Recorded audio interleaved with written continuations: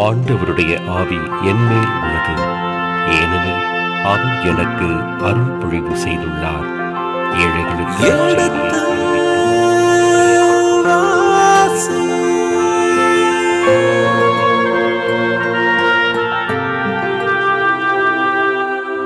எடுத்து வாசி.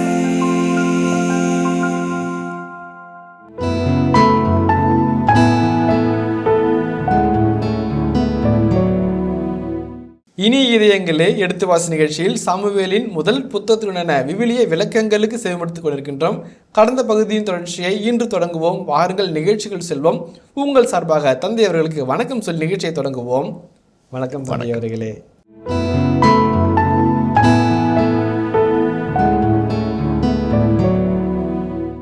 உலக புகழ்பெற்ற ஜோசப் லெகின்சாஃப் என்கின்ற விவிலிய வல்லுநர் சொல்லும்போது சொல்வார், 180க்கும் மேற்பட்ட அதிகாரங்களை கொண்டிருக்கிற ஐநூலின் ஒட்டுமொத்த சாராம்சத்தை ஒற்றை வரியில் சாமுவேலுடைய இறைவாக்கு சொல்லுகிறது என்று சொல்வார். அது என்ன? ஆண்டவருக்கு மகிழ்ச்சி தருவது எரிபலிகள் பிறபலிகள் செலுத்துவதா, அவரது குரலுக்கு கீழ்ப்படிவதா? கீழ்ப்படிதல் பலியை விட சிறந்தது. அந்த ஒற்றை வசனம், கீழ்ப்படிதல் பலியை விட சிறந்தது. அந்த ஒரு வசனத்தில் ஒட்டுமொத்த தோராவும் அடங்கியிருக்குதுன்னு சொல்கிறார். சோராவனுடைய எசன்ஸ் அந்த ஒரு வசனத்தில் இருக்குதுன்னு ஜோசப் லெகின்சாஃப் ஆசிரியர் குறிப்பிட்டு சொல்கிறார். கீழ்ப்படிதல் பலியை விட சிறந்தது. எத்தனை பலி இருக்குது தெரியுங்களா? எண்ணி பார்த்தோம்னாக்க தகனப்பலி, எரிப்பலி, நன்றிப்பலி, உணவுப்பலி, நிர்மப்பலி, பரிகாரப்பலி, அப்படி அடுக்கடுக்கு அக்கு வேற போயிட்டே இருக்கும். அவ்வளவு பலிகளை விட சிறந்த பலி கீழ்ப்படிதல்னு சொல்கிறார். அதான் இந்த இரு வசனங்களும் மிக அழகான வசனம். இந்த இரு வசனங்களிலும் காண்கின்ற ஒரு அழகான சிம்ஹா என்பது மகிழ்ச்சி. சிம்ஹா ஆண்டவருக்கு மகிழ்ச்சி. பிலிப்பியர் 4:4 ஆண்டவரில் மகிழ்ச்சி சொல்லுவாங்க. இந்த பகுதி ஆண்டவருக்கு மகிழ்ச்சி. மலாக்கி பத்திரம் சொல்லுவாங்க, ஆண்டவரில் மகிழ்ந்திருப்பது உமது வலிமையாக இருக்கட்டும்னு சொல்லுவார். இந்த ஆண்டவரில் மகிழ்ச்சி என்பது அழகான ஒரு சொற்றொடர். அதே மாதிரி பார்த்தோம்னாக்க கீழ்ப்படிதல் பழியை விட சிறந்தது. அது மிக முக்கியமானது. கீழ்ப்படிதல் ஆட்டுக்கிடாக்களின் கொழுப்பை விட மேலானது. ஏன் ஆட்டு கொழுப்பை விட மேலானது? அதுக்கு விளக்க சொல்கிறேன். கலகம் சூனியத்திற்கு நிகரான பாவம். அந்த கலகம் என்பது மெரி, அது ரிபெல்லியன், அது சூனியத்திற்கு நிகரான பாவம். சூனியம் தடை சட்டப்பட்ட ஒன்று, சிலை வழிபாட்டுக்கு ஒப்பானது. பிற தெய்வங்களை நம் தெய்வங்களுக்கு மேலாக உயர்த்தி வைப்பது, நம் தெய்வங்களை தட்டி விட்டு அந்த தெய்வத்தை வைத்து அதனிடம் குறி கேட்பது, அதுக்கு ஈடானது கலகம். அதுக்கு அடுத்த வசனம் பாருங்க, முரட்டுத்தனம் அருமையான வார்த்தை. அதனுடைய இப்ரேய சொல் மிக வல்லமையான வார்த்தை. முரட்டுத்தனம் சிலை வழிபாட்டுக்கு ஒப்பானது. முரட்டுத்தனத்தினால, ஒரு குண்டுத்தனமான முரட்டுத்தனத்தினால சவுல் தொடர்ந்து தவறு செய்கிறார். ஆண்டுடைய குரலை கேட்காம இருக்கிறாரு, ஆண்டுடைய வழிகளில் நடக்காம இருக்கிறாரு, பொய் மேலே பொய்ய சொல்கிறாரு, தான் செஞ்சதெல்லாம் சரிங்கிறாரு, தான் செஞ்சதுதான் கடவுளுடைய திட்டம்னு சொல்கிறார். முரட்டுத்தனம். அந்த முரட்டுத்தனை விளக்கி சொல்கிறேன் நான். அதுபோல் கடைசியாக ஆண்டுடைய வார்த்தையை புறக்கணித்தீர், ஆகவே உங்களுடைய அரச பாதையிலிருந்து நீ நீக்கிவிட்டீர். Every action has an equal and opposite reaction. நியூட்டனுடைய தத்துவம் வாழ்க்கைக்கும் அதுதான், இறையலுக்கும் அதுதான். நீ தொடர்ந்து கீழ்ப்படியாமல் இருந்ததனால் ஆண்டவருடைய அரச பாதையில் தூக்கி எறிந்து விட்டார். தீர்ப்பை சொல்லி அந்த கவிதை நிறைவு பெறுகிறது. 2 வசனம், நறுக்கு தெரித்தால் போல 8 வரிகள், 2 கோப்லெட்னு சொல்வார்கள். அப்படி அதில் ஒட்டுமொத்த இறையியல், ஒட்டுமொத்த வாழ்வியல், ஒட்டுமொத்த ஒழுக்கவியல், ஒட்டுமொத்த தலைமைத்துவ பண்பினுடைய நிகர் தன்மையை ஆசிரியர் உரசி பார்க்கிறார். அந்த பகுதிகளாக நம்ம கடந்து போவோம். இது வாசித்த பொழுது எனக்கு ஒரு சிலிர்ப்பு வந்தது என்று சொல்ல வேண்டும் தந்தையவர்களே. ஏனென்றால் அந்த இணைச்சட்ட புத்தகத்தை வாசித்த பொழுது, அந்த விடுதலை பயணத்தையும் வாசித்த பொழுது நான் தான் இங்கே அமர்ந்திருந்தேன். அந்த பகுதிகளையெல்லாம் கண்ட பொழுது நான் மெய் சிலிர்த்து ஒவ்வொரு வசனத்துக்கும் ஒவ்வொரு அதிகாரத்திற்கும் ஆ ஆ ஆ என்று உளம் கனிந்த அந்த தருணங்களையெல்லாம் நினைத்து பார்க்கின்றேன். இந்த ஒரு வார்த்தை, கீழ்ப்படிதல் பலியை விட சிறந்தது என்கின்ற அந்த வார்த்தை ஒட்டுமொத்த எல்லாவற்றிலையுமே அதில் வாசித்த பொழுதும் கூட, விடுதலை பயணத்திலையும் வாசித்த பொழுதும் கூட கீழ்ப்படிதல் கேட்டார். மீண்டும் அதை தான் கேட்டார். இணைச்சட்டத்திலுமே மீண்டும் அதை தான் ஆண்டவர் கேட்டார். கீழ்ப்படுதலை கொடு, எனக்கு கீழ்ப்படுதலை கொடு என்று தான் கேட்டார். அவருக்கு கீழ்ப்படிந்திருந்தால் எல்லாமே நலமாக இருக்கும் என்பது தான். நீங்கள் சொன்ன அந்த ஆசிரியர் எப்படி வாசித்திருந்தார் விவிலியத்தை, அத்தனைக்கும் உண்டான ஒரு வரி நிறைவு செய்கிறது என்பதை சொல்லியிருப்பார் என்பதை நான் பூரிக்கின்றேன். அதே போல் இந்த இறைவார்த்தை வாசிக்க எனக்கு வரங்கோடு கடவுளேன்னு சொல்லி ஜெபிச்சுக்கிறேன் சாமி. எப்படி வாசிச்சிருப்பார் அவர், அவ்வளோ பெருசை இவ்வளோவில் சொல்கிறாருன்னு சொல்லிட்டு. ஔவையார் ஒன்று சொல்லுவாங்க சாமி, திருக்குறளை பற்றி சொல்லுகின்ற பொழுது ஔவையார் இவ்வாறாக சொல்வதாக நான் வாசித்திருக்கின்றேன். அணுவை துளைத்து அதில் 7 கடலை புகட்டி குறுக தறிந்த குறள் என்று சொல்லுவாங்கன்னு சொல்லியிருப்பாங்க சாமி. ஸோ 7 கடலின் சாராம்சத்தையும் சுருக்கி அப்படி என்றது போல் அவ்வளோ பெரிய 5 நூல்களையும் சுருக்கி இப்படி சொல்லியிருக்கிறத பார்க்குறப்போ அது அவ்வளோ உண்மைங்கிற பார்க்குறப்போ வந்து பூரிப்பாக இருக்குது. தந்தையவர்களே, இப்பேற்பட்ட வாசிப்பு திறனை கடவுள் எனக்கும் கொடுக்கட்டும்னு சொல்லி ஜெபிச்சுக்கிறேன் தந்தையவர்களே. கடவுளுக்குள்ள ஒப்பு கொடுப்போம். ஒரு நல்ல வார்த்தை, அது நல்ல வார்த்தை, அருமையான வார்த்தை. தந்தையவர்களே, இந்த 22, 23 வசனங்களுக்குள் அந்த பாடல் இலக்கிய நயத்தை பற்றி சொல்லிவிட்டீர்கள். இதில் இருக்கின்ற இறையியல் கருத்துக்கள் என்னவாக இருக்கின்றன என்பதையும் நாங்கள் அறிந்து கொள்ளலாம். தந்தை, நான் முன்பே சொன்னது போல இந்த 2 வசனங்களில் 4 இணையான வாக்கிய அமைப்புகள் இருக்கிறது. 4 கப்லெட்ஸ் என்று சொல்வார்கள். அந்த 4ல் வந்து முதல் வசனத்தினுடைய முதல் கப்லெட்டினுடைய இறுதி வாக்கியம் வந்து கீழ்ப்படிதல் பழியை விட சிறந்தது, கீழ்ப்படிதல் ஆட்டுக்கடல் கொழுப்பை விட சிறந்தது. அதுதான் வந்து பஞ்சு. அதேமாதிரி 2ஆம் கப்லெட்டில் கடைசியில் வருகிற ஒரு பஞ்சு பாருங்கள். நீர் ஆண்டவரின் வார்த்தையை புறக்கணித்தீர், அவரும் உண்மை பதினொன்று நீக்கிவிட்டார். Did for date. நீ அதை பண்ண, நான் இதை பண்ணேன், உடன்படிக்கை முறிந்தது. இப்போ இந்த 4 வாக்கிய அமைப்புகளுக்கும் முத்தாய்ப்பாக இருப்பது அந்த தீர்ப்பு, கடைசி வசன தீர்ப்பு. நீர் ஆண்டுடைய வார்த்தை புறக்கணித்தீர், அவரும் உன்னை அரச பதவி நின்று நீக்கிவிட்டார். அதாவது முடிக்கிறது. அப்போ முதல் பகுதியினுடைய ஒரு முடிவுரை, 2ஆம் பகுதியில் ஒரு முடிவுரை. அந்த 2ஆம் பகுதியின் முடிவுரை வந்து முதல் பகுதியிலேருந்து கடைசியில் தொக்கி நிற்கிறது. அழகான ஒரு வாக்கிய அமைப்பு, ABBA என்று சொல்வார்கள். அழகான முறையில் அது அமைக்கப்பட்டிருக்கிறது. அதுவும் அழகான ஒரு செய்தி. இப்போ வந்து நம்முடைய ஒவ்வொரு வசனத்துக்குள்ளே போவோம். மகிழ்ச்சினா என்னங்க? அது ஒரு ஒரு உணர்வு சாமி. ஒரு சிலருக்கு ஒரு சிலரில் கிடைக்கும், ஒரு சிலருக்கு நல்ல சாப்பிட்டா சந்தோஷம், ஓகே, ஒரு சிலருக்கு நல்ல படம் பார்த்தா சந்தோஷம், ஒரு சிலருக்கு நல்ல மியூசிக் கேட்டால் சந்தோஷம், ஒரு சில நல்ல புத்தகம் வாசித்த சந்தோஷம். சென்சுவல் பிளஷர்ஸ், உடல் புலன்களுடைய ஆசையை தீர்ப்பது மகிழ்ச்சி. அது உணர்வாக இருக்கலாம், உறவாக இருக்கலாம், காமமாக இருக்கலாம், அல்லது போதையாக இருக்கலாம், அல்லது வந்து உணவாக இருக்கலாம். ஏதாவது ஒரு வகையில் நம்முடைய உணர்வுகளின் தேவைகளை, நம்முடைய புலன்களின் தேவையை நிறைவு செய்வது. ஆண்டவரின் மகிழ்ச்சி என்பது உள்ளத்திலிருந்து பொங்கி வருகிற உள்ளார்ந்த மகிழ்ச்சி. கிக்கரி தோமெனே என்று வானதூதர் அன்னை மரியாளை பார்த்து சொல்கிறார், அருள் நிறைந்த மரியே வாழ்க, hail Mary full of grace என்று அவர் சொல்லுகிறவர் அருள் நிறைந்த மரியே வாழ்க. அதை வந்து ஆங்கிலத்தில் hail Mary rejoice, rejoice hail Mary என்று மொழிபெறுகிறார்கள். ரிஜாய்ஸ், மகிழ்ந்திரும் மரியே என்று வானத்தூதர் வாழ்த்துகிறார். மகிழ்ந்திரு, எந்த மகிழ்ந்திரு? கெக்கரித்தோமென்னே, இப்படி பொங்கி பொங்கி பொங்கி அலையாக வர மகிழ்ச்சி. அந்த மகிழ்ச்சியினுடைய ஊத்துக்கண் எங்கே இருக்குது? சாமியில் இருக்குது. அந்த சாமியிடமிருந்து வருகின்ற ஊற்றுக்கண்ணாய் பொங்கி வருகின்ற ஊற்று நீரை போல வற்றாமல் குறையாமல் நிறைவாக சுவையாக வருகிற மகிழ்ச்சியை பற்றித்தான் விவிலியம் அழகாய் சொல்கிறது. எபிரேய மொழியிலே மகிழ்ச்சி என்பதற்கு சிம்ஹா என்றொரு பொருள் இருக்கிறது. சிம்ஹா என்றால் மகிழ்ச்சி. அந்த மகிழ்ச்சி நிறைய வகைகள் வருகிறது விவிலியம் சொல்கிறது. அதிலும் குறிப்பாக ஆண்டவர்கள் மகிழ்ந்திருப்பது எனது வலிமை என்று சொல்கிறது. What is my power, what is my strength? சாமிக்குள்ள மகிழ்ந்திருக்கிறது. எப்படி சாமிக்குள்ள மகிழ்ந்திருப்பது? உள்ளத்தின் ஆழத்திலிருந்து ஆண்டவரை தொழுவதாலும், ஆண்டவர் பற்றிய அச்சத்தை மனதில் நிறுத்துவதாலும், ஆண்டவரின் வழிகளில் நடந்து வெற்றியின் கனிகளை தட்டி பறிப்பதாலும், எவருக்கும் அஞ்சாமல், யார் முன்பாகவும் தலை குனிந்து நிற்காமல், யார் உணர்ந்தாலும் தலை வணங்கி நிற்காமல், ஆண்டோடைய கட்டளைக்காக நீதிக்காக நிமிர்ந்து நிற்பதும் இந்த மகிழ்ச்சியுடைய பல வகைகளை விவிலியம் சுட்டி காட்டுகிறது. நிறைய இடத்துல அதை பற்றி சொல்கிறாங்க. திருப்பாடல்களில் ஒவ்வொரு இடத்துல அந்த மகிழ்ச்சியை பற்றிய பல செய்திகளை நம்ம பார்க்குறோம். இதில் ஆண்டவருக்கு மகிழ்ச்சி தருவது எது என்று கேட்கும்போது, பல்வேறு வகையான பட்டைத்தேற்றப்பட்ட வைரத்தினுடைய பல்முகங்களை கொண்ட மகிழ்ச்சி என்ற தத்துவத்தின் ஒரு பகுதி ஆண்டவருக்கு கீழ்ப்படிவது மிகுந்த மகிழ்ச்சியை தரும். அவருடைய வார்த்தையை கேட்டு அவருடைய வழிகளில் விலகாமல் நடப்பது மிகுந்த மகிழ்ச்சி தரும். அது வந்து ஒரு வகையான மகிழ்ச்சி. அந்த மகிழ்ச்சி நிலையானது, நிரந்தரமானது. உடன்படிக்கையின் மகிழ்ச்சி. அவர்களின் மக்களாய் இருப்பார்கள், நான் அவர்களின் கடவுளாய் இருப்பேன். நீ என் மகன், இன்று நான் ஈண்டெடுத்தேன். அந்த வருகின்ற மகிழ்ச்சி, அந்த வருகின்ற மகிழ்ச்சி தான் இந்த ஆண்டவரில் மகிழ்ந்திருப்பது.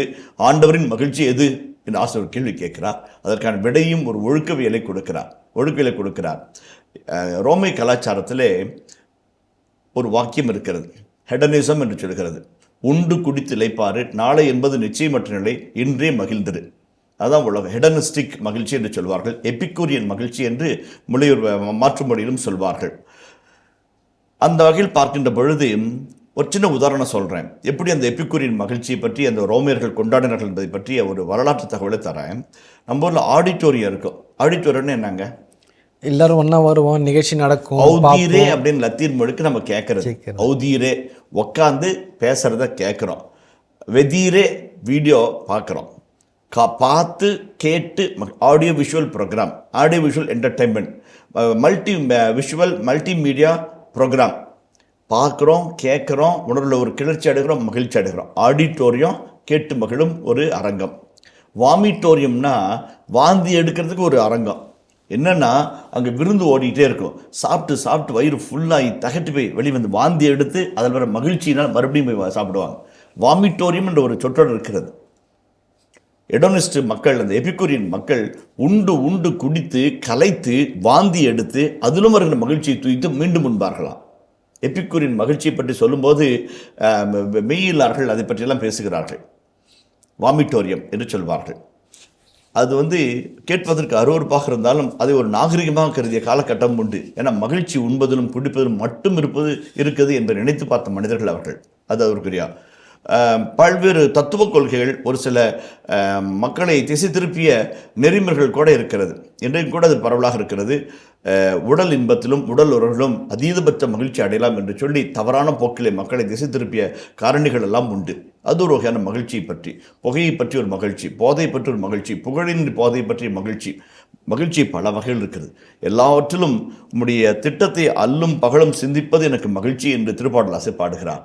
ஆண்டோரின் வழிகளில் நடப்பதாலும் ஆண்டுடைய குரலை கேட்பதாலும் வருகின்ற மகிழ்ச்சியை பற்றி விழும் சொல்கிறது. அந்த மகிழ்ச்சியை சவுல் இழந்து போனார். அதுக்காக மாற்று மருந்தாக சொல்லப்படுகிறது. ஆண்டவருக்கு மகிழ்ச்சி தருவது எது? ஆண்டவருக்கு மகிழ்ச்சி தருவது எது? ஆயிரக்கணக்காக நீ சிறைப்பிடித்து வைத்திருக்கிற முதல் தரமான கால்நடைகளா, ஆடுகளா, மாடுகளா, கழுதிகளா, ஒட்டகங்களா, அல்லது ஆயிரக்கணக்கான சிறைப்பிடித்து வைத்திருக்கிறாயே, போலித்தனமாய் தடை செய்யப்பட்ட கொல்லைப்படுவது பலியிடுவேன் என்று சொல்லுகிறாயே, அந்த ஆடு மாடுகளின் பலியா எனக்கு மகிழ்ச்சி தருவது அல்ல. தான் வாசம் ரொம்ப அழகாக கேட்கிறாரு. ஆண்டவருக்கு மகிழ்ச்சி தருவது எரி பலிகள் பிற பலிகள் செலுத்துவதா, அவரது குரலுக்கு கீழ்ப்படிவதா? ரொம்ப அழகான ஒரு ரெண்டு ஆண்டவருக்கு மகிழ்ச்சி தருவது எது? முதலாவது. இரண்டாவது, எரிபலிகளா, பலிகள் செலுத்துவதா, அவரது குரலுக்கு கீழ்ப்படிவதா? 2 வாக்கியம், இந்த பக்கம் ஒன்று இந்த பக்கம் ஒன்று வைக்கிறாரு. நம்மளை யோசிக்க வைக்கிறார். யோசிச்சு நீ முடிவு பண்ணுங்கண்ணே, சாமியுடைய மனசுக்கு எது மகிழ்ச்சி தருவது? நீ யோசி. எரிபலியா பிறபலியா? ஒரு மதம் வாழ்வது பலிகளினால். தியோடிசில ஃபாதர் டென்னிஸ் டி சுசா என்கின்ற ஒரு மெய்யியலார் பிரெஞ்சு பல்கலைக்கழகத்தில் பட்டம் பெற்றவர், எங்களுக்கு பாடம் நடத்தினார். அவர் சொன்ன ஒரு வாக்கியம் இன்றைக்குள்ளாக வருகிறது. என்ன சொல்கிறாரு? அதிகாலத்து மனிதன் கல்லை கடவுளாய் கண்டான், மரத்தை மனிதனாக கடவுளாக கண்டான், வானவில்லை கடவுளாக கண்டான், இடியை மின்னலை கடவுளாக கண்டான்.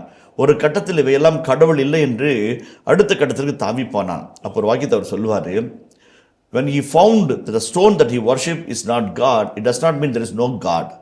God is not this, something else என்று புரிந்து கொண்டான். அதான் ப்ரொக்ரெசிவ் ரெவலேஷன் என்று அழகாய் நீங்களும் படிச்சிருப்பீங்க, நானும் படிச்சிருக்கிறோம். அந்த தியோடிசில் ஒரு அழகான கருத்து என்னன்னாக்க, கடவுளுக்கு மகிழ்ச்சி தருவது எது? பழிமுறைகள், எரிபலிகள், தகனப்பணிகள், நிர்மப்படையல், நன்றி படியல், அதே மாதிரி பாவப்பரிகார பலி, பல்வேறு பலிகள் இருக்குது. இந்த பலிகள் மதத்தை வாழ வைக்கும், மத சடங்குகளை உயிரோடு வைத்திருக்க வைக்கும், மக்களின் விசுவாசத்தை கட்டி எழுப்பும், ஆண்டோருக்குள்ள இணைப்பை உறுதிப்படுத்தும். நான் நன்றி பலி செலுத்த வருவேன், பாவப்பரிகாரி செலுத்த வருவேன், ஆண்டுக்குள்ள இன்னொரு உடன்படிக்கை உறவை புதுப்பித்துக் கொள்வேன். பலிகள் உறவை வளர்க்கும், உடன்படிக்கை பெருகச் செய்யும், உறுதிப்படுத்தும். இந்த இடத்துல ஆசை சொல்றார், ஒரு மிக 3000 ஆண்டுகளுக்கு முன்பாக ஒரு புரட்சிகரமான கருத்தை சொல்றாரு. பலிகளே அற்று போனாலும் பிற பலிகளே தோற்று போனாலும் கீழ்ப்படையில் தான் ஆண்டு விரும்புகிறார் என்பது எவ்வளவு உன்னதமான ஒரு இறையியல். சடங்குகளில் அல்ல, சம்பிரதாயங்களில் அல்ல, நீ கொடுக்கின்ற பலிகளில் இல்லை, நீ சிந்துகின்ற இரத்த பலிகளில் அல்ல, கீழ்ப்படுதலில். பக்திங்கிறதும் ஒழுக்கின்றதும் மதம் என்பதும் சடங்கு சார்ந்ததல்ல, அல்லது வழிமுறைகளை சார்ந்ததில்லை, இதயம் சார்ந்தது, இதயத்தின் ஆழத்தில் வருகிற அன்பை சார்ந்தது என்று ஒரு எவ்வளவு அழகான ஒரு உயர்ந்த ஒழுக்கவியலை, எந்த உயர்ந்த ஒரு இறையியலை ஆசிரியர் படம் பிடித்து காட்டுகிறார். இதுதான் உன்னதமான தியோடிசி. Biblical தியோடிசி unmatched, அன்சேலஞ்சு, அன்கொஷின்டு. அதான் ஒரு அழகான ஒரு இறையியல். இறை வழிபாடு என்பது சடங்குகளை சார்ந்தது அல்ல, சட்டங்களை சார்ந்தல்ல, சட்ட முறைமைகளை சார்ந்தல்ல, உள்ளத்திலிருந்து புறப்பட்டு வருகிற உன்னதமான கீழ்ப்படுதலின் உணர்விலிருந்து விஞ்சி நிற்பது என்று ஆசிரியர் அடிக்கோடிட்டு சொல்லுகிறார். ரொம்ப அழகான ஒரு மெய்யியல் கருத்து, ரொம்ப அழகான ஒரு இறையியல் கருத்து. அதாவது when the people cease to worship the God, God ceases to exist என்று ஒரு நாத்திக எழுத்தாளர் எழுதுகிறார். when people ceases to worship God, that God ceases to exist என்று அந்த நாத்திக எழுத்தாளர் எழுதுகிறார். அவருடைய கொள்கையின்படி பார்த்தா ஒருவேளை இந்த பழியெல்லாம் இல்லாமல் போனால் அந்த யாவை மறக்கப்படுவார், அந்த மதம் மறக்கப்படும் என்றெல்லாம் கூட அந்த எழுத்தாளருடைய பார்வையில் சொல்லலாம். அந்த வழியில் போனால் கூட அதெல்லாம் எனக்கு தேவையில்லை, கீழ்ப்படிதல் தான் முக்கியம்னு ஒரு வார்த்தை சொல்கிறார். ரொம்ப அழகான வாக்கியம். எரிபலிகள் பிறபலிகள் செலுத்துவதா? இல்லை. அவரது குரலுக்கு கீழ்ப்படிவதா? எது என்று கேள்வியை கேட்டு ஒரு விடையை சொல்கிறார். அதான் சிந்தட்டிக் பேரலிசம் என்ற அமைப்பு முறை என்று சொல்வார்கள். முதல் வாக்கியத்தில் ஒன்றையும் இரண்டாம் வாக்கியத்தில் அதே பண்ண ஒரு கார்த்தை சொல்லி மூன்றாவது வாக்கியத்தில் விடையை சொல்வது.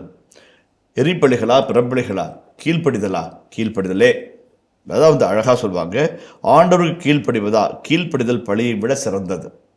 ரொம்ப அழகான ஒரு அற்புதமான சொலோஜிசம், லாஜிக்கல் திங்கிங்.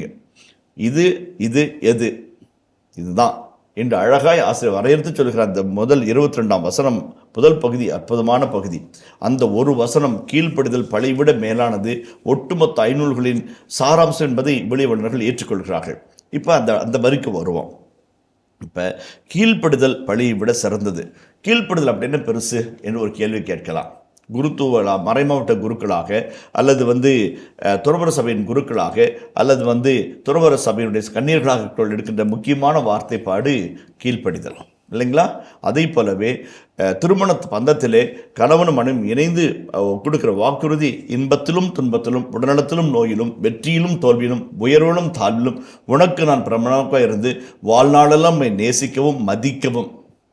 இப்போ நீ சொல்கிறது நான் கேட்பேன், நான் சொல்கிறது நீ கேட்பேன். நீ எனக்கு கீழ்ப்படிவேன், நான் உனக்கு கீழ்ப்படிவேன். அடிமைத்தனமாக அல்ல, அதிகாரத்தனமாக அல்ல, அன்புபூர்வமாக மதிக்கவும் நேசிக்கவும் வாக்களிக்கிறேன். அது இல்லறமோ துறவரமோ அந்த கீழ்ப்படுதல் அச்சாணியில் இயங்கி வருகிறதை நாம் பார்க்குறோம். நீ என்ன சொல்கிறது, நான் என்ன கேட்கணும் என்ற ஒரு எண்ணம் வந்தால் இல்லறம் என்கின்ற அச்சாணியினுடைய மையம் முறிந்து போகிறது, வண்டி ஓடாது.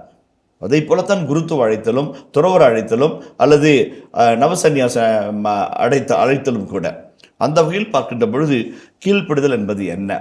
கீழ்ப்படுதல் என்பது என்ன? அது ஒரு உடன்படிக்கையின் உறவு. புனித அகுஸ்தினார் சொல்லும்போது வெகு அழகாய் குறிப்பிட்டு சொல்வார், கீழ்ப்படியாமையினால் பாவமும் சாவும் உலகிற்குள்ளாக வந்தது, அருளையும் வாழ்வையும் நாம் இழந்து போனோம். அந்த கீழ்ப்படியாமை என்கின்ற முள்ளை முள்ளால் ஆண்டவர் எடுக்கிறார். கீழ்ப்படுதினால் வாழ்வையும் சாவையும் இயேசு நமக்கு பெற்றுத்தந்தார் என்று சொல்வார். முதல் 3 அதிகாரங்களில் கீழ்ப்படியாத ஒரு காட்சியும் பிலிப்பியர் திருமுடல் 2ஆம் அதிகாரம் 5 முதல் 11 இறைவார்த்தைகளிலே வருகின்ற அழகான கவிதையில் பவுலடிகிறார். அந்த கீழ்ப்படுதலின் தன்மையும் வன்மையும் அழகாய் எடுத்து கூறி கீழ்ப்படுதல் எதையெல்லாம் சாதிக்கும் என்பதை அவர் சுட்டி காட்டுகிறார். விண் படைத்து மண் படைத்து ஆண் படைத்து பெண் படைத்து அனைத்தும் படைத்த எல்லாம் உள்ள இறைவன், இறைவனுக்கு இணையாக இருக்க வேண்டிய நிலையை விடாமல் பற்றி கொண்ட வேண்டிய கருதாமல் தன்னையே தாழ்த்தி மனிதருக்கு ஒப்பானார். அதுவும் சிலுவை சாவை ஏற்கும் அளவிற்கு கீழ்ப்படிபவர் ஆனார். அந்த வார்த்தை ரொம்ப அழகான வார்த்தை, கீழ்ப்படிபவர் ஆனார். அந்த வாக்கிய அமைப்பு அந்த கவிதையில் பார்த்தோம்னாக்க டடன்னு வரும்.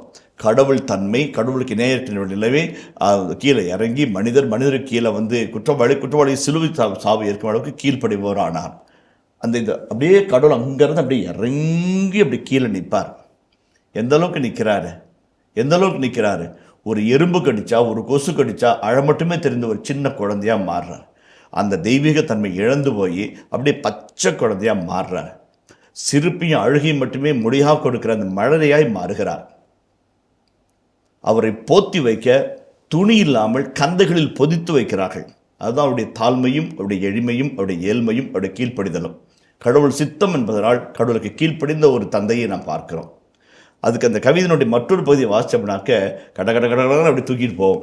விண்ணவர் மன்னவர் மூலகோர் எல்லா நாவும் மண்டியிட்டு இயேசு கிறிஸ்து ஆண்டவர் என்று அவரை தொழும் என்று சொல்லி அந்த கவிதையை அந்த உச்சத்துக்கு கொண்டு போவோம். அப்படி எந்த அளவுக்கு இறங்குறோமோ தாழ்த்தப்பட்டவர் உயர்த்தப்படுவது போல அந்த கவிதை உயர்ந்து போய் இயேசுவை இறைவனுக்கு இணையாக நிறுத்தி வைக்கும். எதை வேணான்னு விட்டு வச்சாரோ அதை கடவுள் கொடுத்து தூக்கி வச்ச அந்த காட்சி, அந்த கவிதை 5 வரிகளிலே அற்புதமான ஒரு நிலை இறையிலே போல் சுட்டி காட்டுவார். கீழ்ப்படுதல் எதை செய்யும்? எல்லாவற்றையும் செய்யும். ஆகவே தான் கற்பு, ஏழ்மை, கீழ்ப்படிதல். இந்த 3 அச்சாணிக்குள்ளாக அழைத்தல் வாழ்வு இயங்கிக் கொண்டே இருக்கிறது, உருண்டு கொண்டே இருக்கிறது. எல்லா சவால்களையும் தாண்டி போக கிடைக்கப்பட்ட உன்னதமான ஒரு 3 முத்துக்கள் துறவற வாழ்வில் அழைத்தல் வாழ்வில் அடித்தளமாக அமைவது கற்பு, கீழ்ப்படிதல், ஏழ்மை. இந்த 3ம் ஒன்றை ஒன்று பின்றி பிணைந்தது. இது முதலாவது. இரண்டாவது, இன்னொரு காட்சி சொல்லும்போது, கீழ்ப்படிதல் என்பது இறைவனுடைய வல்லமையை நமக்குள் ஏற்றுக்கொள்வது. ஒரு பாடல் ஒன்று இருக்கிறது, என்னால் ஒன்றும் கூடாதையா எல்லாம் உம்மாள் கூடும். அந்த பாடலுடைய உள்வரிகள் அது. அதனுடைய மேல் வரி அனுதினமும் முன்னில் நான் வளர்ந்திடவே என்று அந்த பாடல் ஒரு ரொம்ப அழகான வார்த்தை. அடிக்கடி நடந்துகிட்டே போவோம். கீழ்ப்படுதல் என்பது என் பலமற்ற தன்மை உணர்ந்து என் பலவீனத்தில் அவருடைய வல்லமை வெளிப்படும் என்று நம்மை ஆண்டுக்குள்ளாக அர்ப்பணிக்கிறது. சவுலினுடைய மிகப்பெரிய பாவம் என்பதை பின் பகுதிகளிலே இந்த கவிதையில் நாம் பார்ப்போம். கடவுளுக்கு கீழ்ப்படியாமல் இருப்பது. என்னது? முழுமையாக அர்ப்பணிக்காது இருப்பது. அர்ப்பணம் என்பது என்ன? நீர் சொல்லும் நான் செய்வேன் என்று சொல்லாமல் நான் சொல்வதை நான் செய்வேன் என்கிற மனநிலை. அதுதான் சவுலுடைய மனநிலை. அந்த இடத்துல தான் சொல்கிறார், கீழ்ப்படிதல் பழியை விட மேலானது.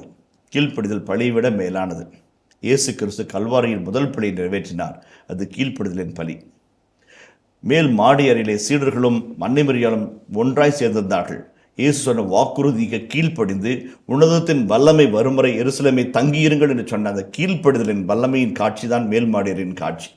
ஆமேன் என்று சொன்ன ஒற்றை வார்த்தையுடைய கீழ்ப்படிதல் தான் அன்னை மரியாதை நாசரேத்து நங்கையாக இருந்து விண்ணுக்கும் மண்ணுக்கும் ராக்கனையாக உயர்த்தியது. இந்த கீழ்ப்படிதல் என்பது அவ்வளவு உன்னதமான ஒரு காட்சி, உன்னதமான ஒரு புண்ணிய நிலை. அந்த புனித நிலையை தக்க வைப்பது மிக கடினம். புனிதம் எளிதாக வராது. புனிதம் எளிதாக வராது. அதான் ரொம்ப ரொம்ப முக்கியம். நீங்கள் 7,70,000 ரூபாய் நக்லஸ் போட்டிருக்கிறீங்கன்னு வச்சுங்களேன். 7,70,000 நக்லஸ் அவன் பில்லு போட்டக்கில் போடுவான். 7,70,700 போடுவான். சார் அந்த 700 என்ன சார்னு கேட்பீங்க. அதுவா அந்த நக்லஸ் வைக்கிற பொட்டினுடைய விலை சார் அப்படிமா. அந்த 700 ரூபாய் தான் உங்கள் மதிப்பு. அந்த 7,70,000 உள்ளே வைக்கிறதுனால உங்கள் மதிப்பு 7,70,700 மாறுது. நாம் சாதாரண மனிதர்கள். அந்த கீழ்ப்படுதல் என்ற வைர நக்லஸ் என்னுடைய பாதத்தில் வைக்கப்படும் போது அந்த வைர நக்லஸுடைய பெட்டியாக மாறுகிறோம். நம்முடைய மதிப்பு கூடுகிறது. ஆண்டுடைய திருளும் எனது திருளும் என்று வாழ்கிற அழைத்தல் வாழ்வில் நம்ம வைர நக்லஸாக மாறி போகிறோம். அதை எடுத்துருங்க, கீழ்ப்படுதல் எடுத்துருங்க. நம்ம மதிப்பு 700 ரூபாய் தான். 700 ரூபாய் தான். எவனும் மதிக்க மாட்டான். நிறைய சமயத்தில் அந்த கீழ்ப்படுதல் என்ற வைர மாலையை நம்ம அணிந்து கொள்ளாமல் நம்ம 7,770,000 நினச்சிட்டு இருப்போம். ஆனால் மதிப்பு 700 தான் என்பதை நாம் புரிந்து கொள்ள தவறுகிறோம். இந்த இடத்தில் மிக அழகான ஒரு செய்தியை ஆசிரியர் விளக்கிச் சொல்ல ஆசைப்படுகிறார். ஒழுக்கவியல், இறையியல் மற்றும் தலைமைத்துவ பண்பினுடைய மேன்மையான குணங்களை சுட்டி காட்டும் ஆசிரியருடைய அற்புத வரியாக, வைர வரியாக இதை நாம் பார்க்கிறோம். கீழ்ப்படிதல் பழியை விட மேலானது. கீழ்ப்படுதல் என்பது உள்ளம் சார்ந்தது, பழி என்பது மதம் சார்ந்தது. அந்த மதத்தையே உள்ளத்துக்குள்ளே அடக்கி வைக்கிற உன்னதமான வரி அது. ஒட்டுமொத்த மதத்தை உள்ளத்துக்குள்ளாக அடக்கி வைக்கிற ஒரு உன்னத செயல் கீழ்ப்படிதல். கடவுளுக்கு பணிந்து நடப்பது என்பது மதத்தின் சாராம்சம் என்பதை ஆசிரியர் அடிக்கோடிட்டு சுட்டி காட்டுகிறார். ஒருவேளை இந்த கருத்தை 2024 யாராவது சொன்னாங்க அப்படின்னாக்க அவன் அறிவாளி, புத்திசாலி, ஆன்மீகவாதின்னு சொல்லலாம். 3000 ஆண்டுகளுக்கு முன்பாக கற்களினால் எழுத்துக்களை செதுக்கி சுற்றிலினால் அதை பொதித்து வைக்கிற ஒரு கற்காலத்திலும் முற்காலத்திலும் இருக்கின்ற மனிதர்கள் சிந்தித்த சிந்தனையை பாருங்கள். மதம் என்பது மனம் சார்ந்தது. அந்த மதத்தின் சாராம்சம் கீழ்ப்படிதலே என்று சொல்கிற உன்னத இலக்கியம் இறைவனுடைய ஆவியால் மட்டுமல்லாமல் வேறு எங்கிருந்து வந்திருக்க முடியாது என்பது சாலச் சிறந்த உண்மையை நாம் மறந்துவிடக்கூடாது. இந்த ஒரு வார்த்தைக்காகவே நாம் நினைக்கலாம் இந்த முழு விவிலியம் ஆவியானவரால் இயக்கப்பட்டு எழுதப்பட்டது என்பதை நாம் உறுதி சொல்வதற்கு உன்னதமான வாக்கியமாக அமைகிறது. தொடர்ந்து பார்ப்போம். நிறைய வார்த்தைகள் சொல்லலாம் கீழ்ப்படிதலை பற்றி. இனிய இதயங்களே, எடுத்து வாசி நிகழ்ச்சியில் சாமுவேலின் முதல் புத்தகத்துடனான விவிலிய இறை வசனங்களுக்கு செவிமடுத்துக் கொண்டிருக்கின்றோம். இதன் தொடர்ச்சியை மீண்டும் அடுத்த பகுதியில் பார்ப்போம். அதுவரை இணைந்திருங்கள். இயேசுவுக்கே புகழ், இயேசுவுக்கே நன்றி, மரியே வாழ்க. இந்த கீழ்ப்படிதலும் தாழ்ச்சியும் இணைபிரியாத ஒரு சகோதரிகளாக வலம் வருகிறார்கள். இதையும் விவிலியத்தின் பல இடங்களில் பார்க்கிறோம். அந்த நற்பண்பை பற்றிய ஒற்றை வார்த்தையின் விளக்கத்தை இன்னும் பல மடங்கு விவரிக்கலாம். அடங்க மறுப்பது, திமிரிட்டு நிற்கிறது, நீ என்ன சொல்கிறது நான் என்ன கேட்கறது என்ற தெனாவட்டோடு பாருது. அதுதான் மெரி. அந்த வார்த்தையினுடைய உண்மையான எபிரேய விளக்கம்